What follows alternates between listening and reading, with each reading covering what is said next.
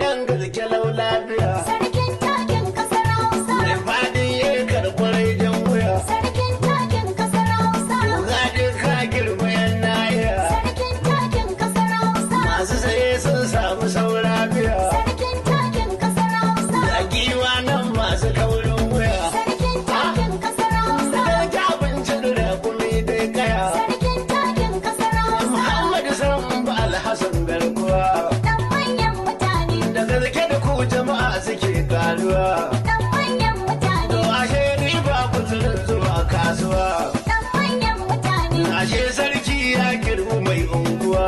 Dan manyan mutane. Samba mai amfani ne na amfanuwa. Dan manyan mutane. Samba masu kafafu ne suke zaiwa. Dan manyan mutane. Sai mu je kallon kunshi kafar shamuwa.